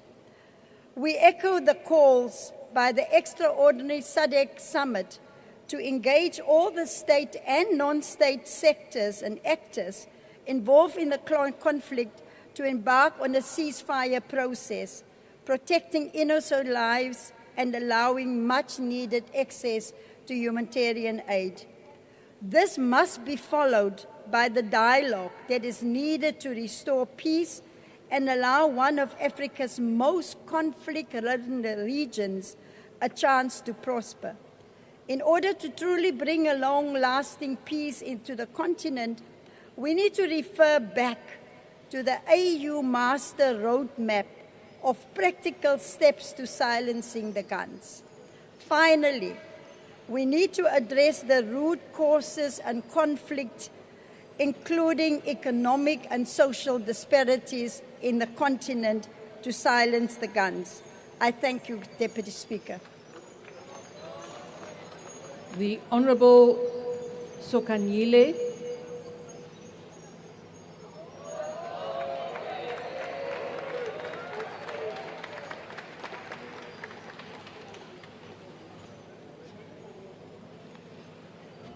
Honourable Deputy Speaker, I rise today to address this House on a matter of a critical national importance, brought to the spotlight by the recent casualties incurred of our soldiers in the Eastern DRC.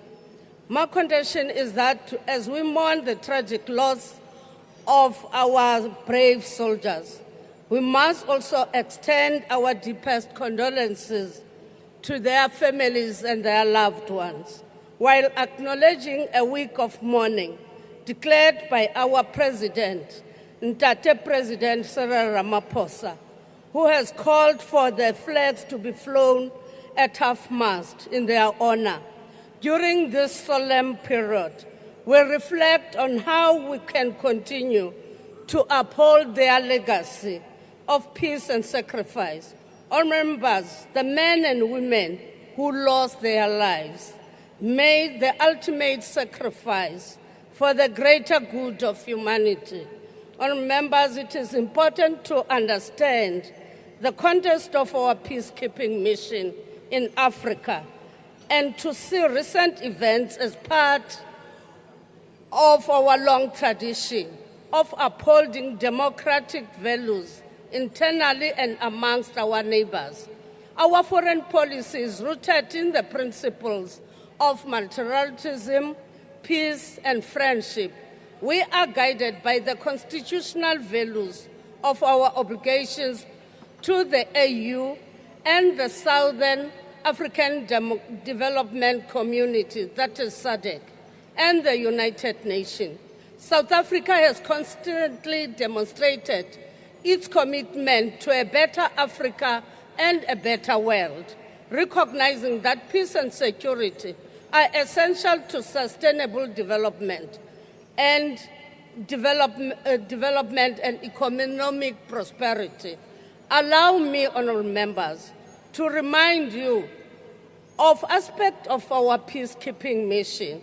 Since the advent of democracy, we have deployed our forces in peacekeeping missions across the continent and beyond. For instance, in Burundi, where our troops played a vital role in stabilizing the country and supporting transition to democracy.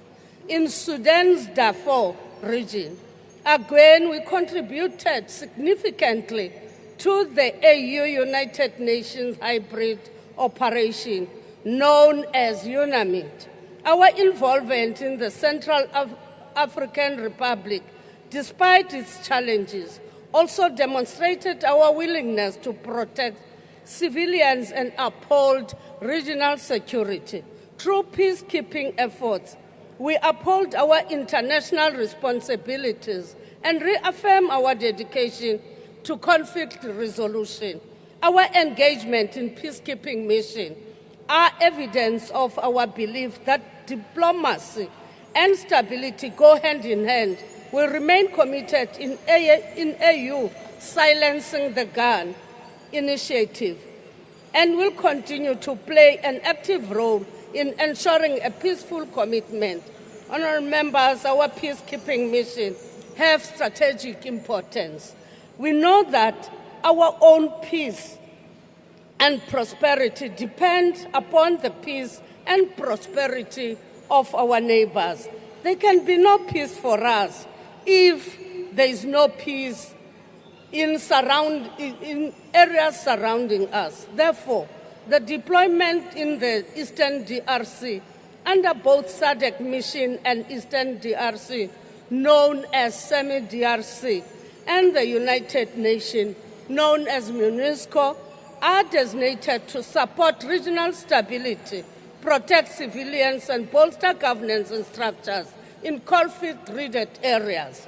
While we acknowledge the risk associated with this operation, it is imperative to recognize the strategic importance of our contribution. Instability in any part of Africa has a potential to spill over and affect our regional security. Our presence in peacekeeping mission aligns with our long-standing commitment to multilateralism and cooperative security efforts. We must continue to strengthen our military capabilities to ensure that we remain prepared to safeguard peace and stability. This includes deepening our partnership with international allies, enhancing defense diplomacy, leverage technology, and naturally ensuring that our troops have the resources they need in every eventuality. Our commitment to multilateralism and regional security must be articulated clearly and constantly. We call upon the stakeholders, including media and civil society, to support the dissemination of information accurately regarding our peace efforts.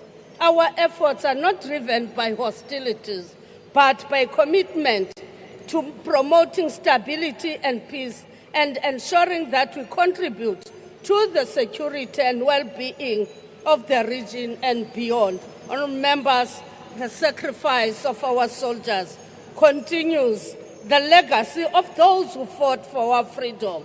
From the struggle against apartheid to today's peacekeeping efforts, their dedication reflects the values of peace, justice, and unity, and they have shaped our nation. By honouring their service, we strengthen our commitment to building peaceful and stable continent for all. In conclusion, let us reaffirm our commitment to the principles that guide our foreign and defense policies. The loss of our brave soldiers is a stark reminder of the sacrifices made in the pursuit of peace. Their legacy must inspire us to strengthen our resolve in ensuring a security and a stable continent. As representatives of the people, we have a duty to support our armed forces, advocate to their welfare, and ensure that the missions are adequately resourced. Together, we must continue working towards a South Africa that is not only a leader in peacekeeping, but a nation that upholds its international obligations with integrity and determination. Thank you very much. The Honourable Powell.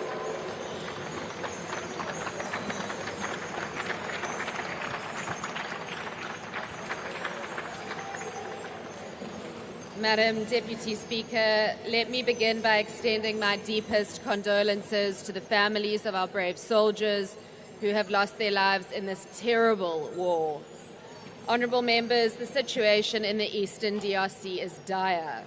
Nearly 3,000 civilians have been slaughtered by M23's recent advance into Goma.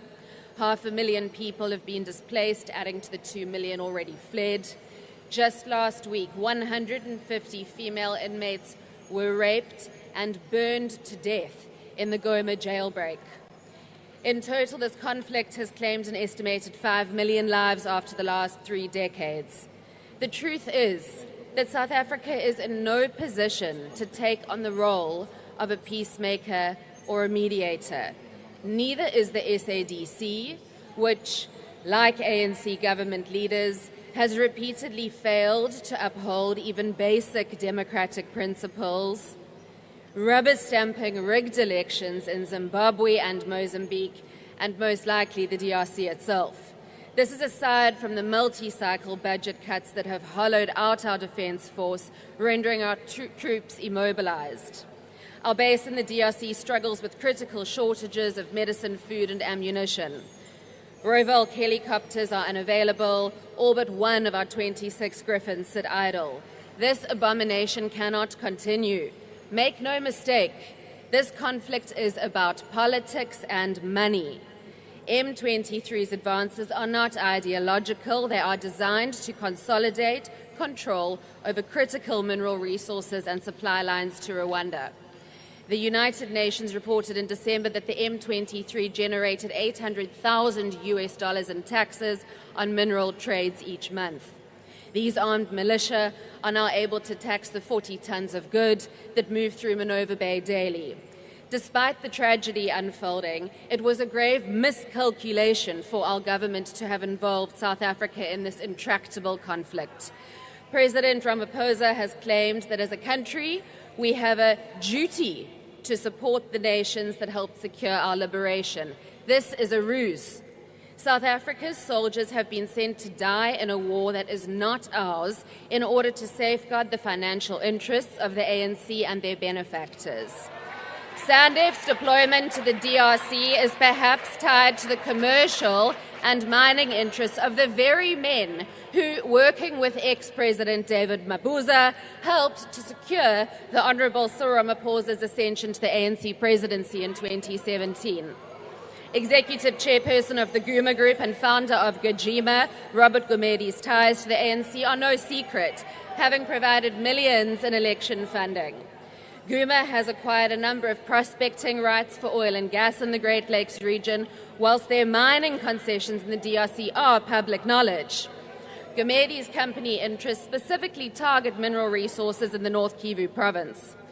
The ANC's willingness to compromise our national sovereignty for political and financial gain is not just limited to mining interests, but it extends to the infrastructure of our nation. Huawei's partnership with Gumedi's Gajima, which, working with China, helped to consolidate government's ICT infrastructure into a single cybercloud, paints a murky picture of intersecting interests driven by corporate greed and political ambition. The same corruption that has infected our government has now dragged our soldiers into a foreign war. Mining rights and political interests coincide at the intersection of our soldiers' dead bodies, and our country needs to be talking about this and loudly. Questions must also be asked about the Grand Enga Dam project. South Africa must now urgently demand SANDF's withdrawal. Recognizing the role that Rwanda has played in destabilizing the Great Lakes region, we must unite in calling for the sanctioning of Rwandan political and military figures who have enabled this illegal advance into sovereign territory in the DRC.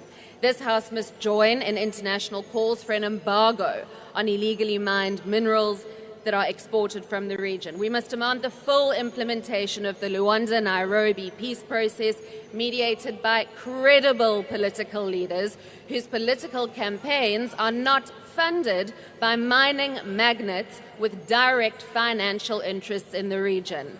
The lives of our soldiers can no longer be traded for the profits of the ANC's elite. I thank you. Honourable the Minister of International Relations and Cooperation.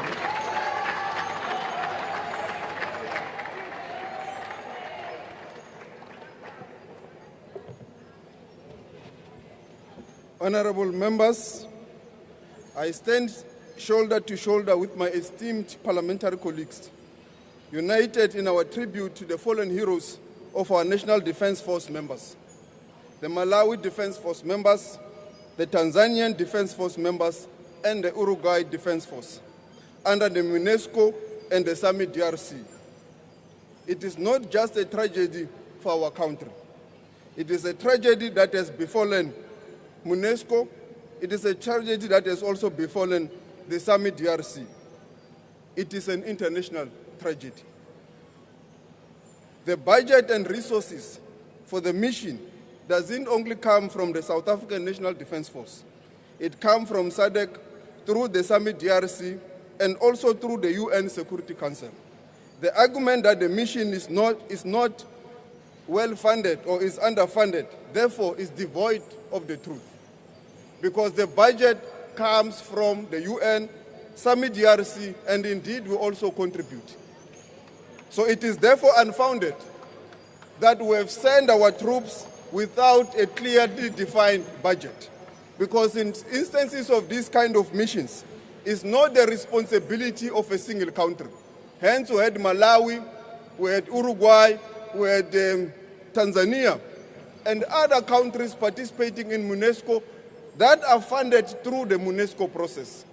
As a nation, we have a responsibility to protect, defend, and encourage our defense force. Let us collectively embrace their memory, cherish their lives lost, and enable cause for peace.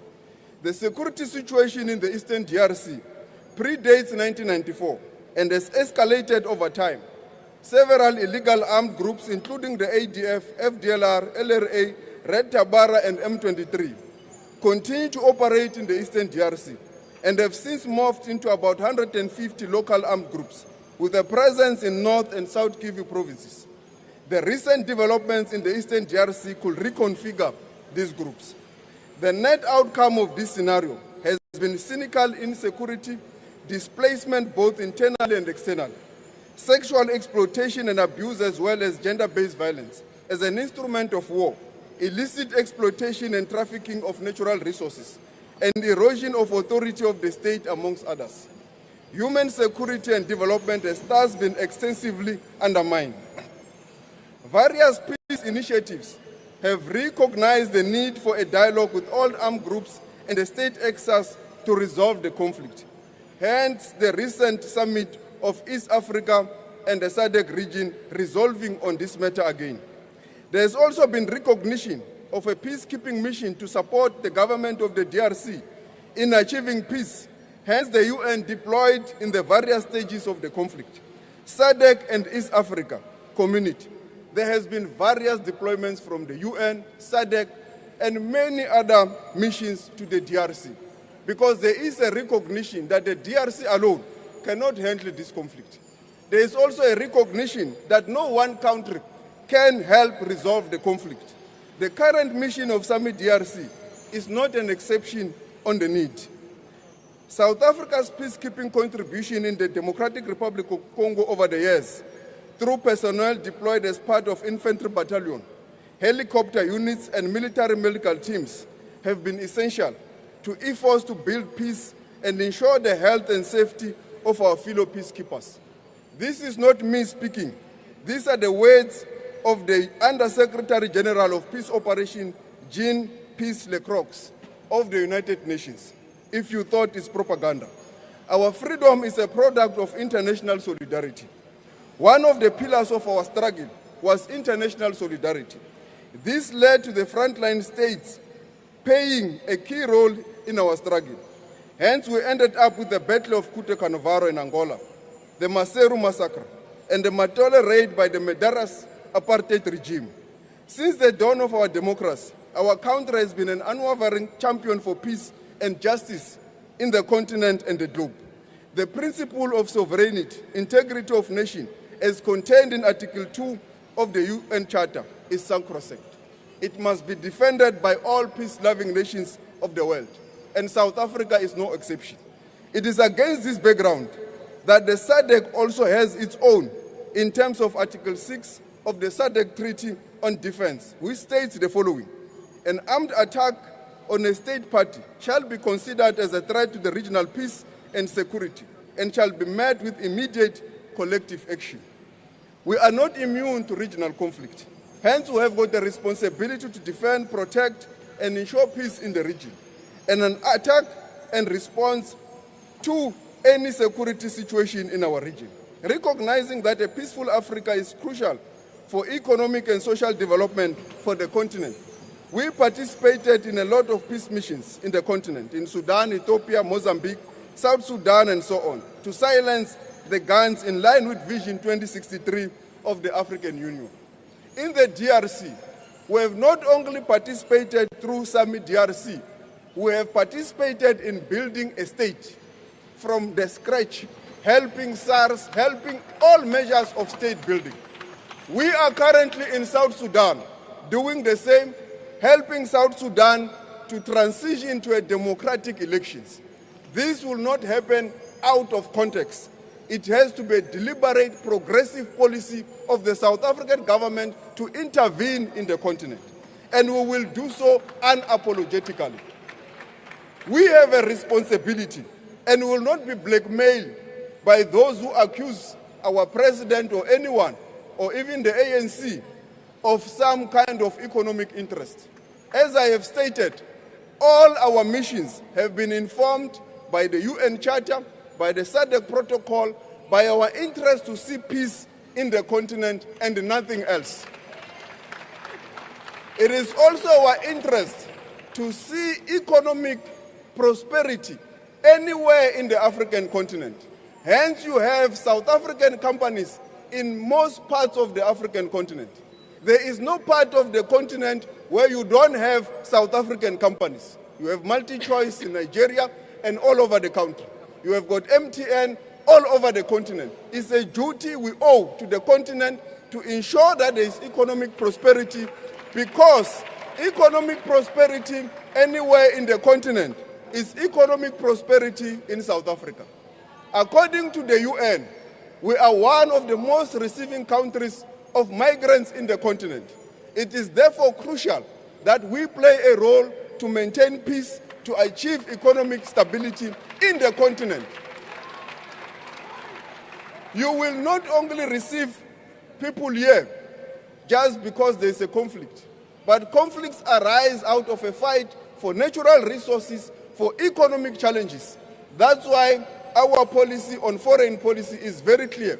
Support peace and stability through dialogue, which we are supporting through multilateral platform. But we also have an economic policy that must help in terms of economic diplomacy to ensure that the African continent prosper. The Africa Free Trade Program and various flagships programs aim to resolve the economic challenges of our continent, are part of the progressive policies of this government of South Africa. And this is acknowledged across the globe, not only in the African continent. The UN Security Council recognized the important role played by South Africa in peacekeeping mission in the continent. The UN recognized the role played by South Africa in the economic development in the African continent. The debate on critical minerals in the continent, we are one of those that are leading this discussion. We will be soon hosting the G20. We have a responsibility as a country to drive to ensure that the debate on critical minerals, it must benefit the African continent. We do not fail to succeed and achieve in this phase of the minerals endowment this continent has. So this House, in this critical juncture, has got a collective responsibility to help the government of national unity to ensure that there is peace in the Eastern Democratic Republic of Congo. We have got a collective responsibility not only on political and economic grounds. The ECDC has warned that if this conflict goes unattended, we run a risk of a pandemic in the Eastern Democratic Republic of Congo, but which can override all over the continent. This is a mostly densely populated society, not only in Africa, but in the whole world. So we will be reckless, we will be irresponsible not to participate to resolve the conflict in the Eastern DRC. We have a duty to ensure that this conflict is resolved through the EAC and also through the SADC mission, which I have already stated and I have spoken about. It is an important instrument that must assist us to resolve this conflict and through the processes of the African Union. I have heard honorable members saying we must withdraw. And some of them have said we must do it now. I want to say that an abrupt withdrawal, as called upon by some in the House, is not even a tactical retreat. It is even worse than a surrender. As with the numbers of armed groups in the area, there lies an ambush. How do you immediately withdraw when there are 150 armed groups that are not controlled by anyone? You are sending our troops yourself to an ambush, because as they leave, they will be running to many ambushes that are uncoordinated and unknown. It is against this background that the South African government support the processes of the East Africa and the SADC region of a ceasefire, of reopening of the Goma airport, of reopening of the supply routes to enable the normalization of the situation. When the situation has been normalized and there has been a proper assessment, our boys and men will definitely come back home. But there must be a process, there must be calculated means that are undertaken, that we make sure that what we are deployed for them does materialize, does exist, and it is achieved. We will not deter as the South African government. We will march forward to ensure peace in the Eastern DRC. Thank you very much.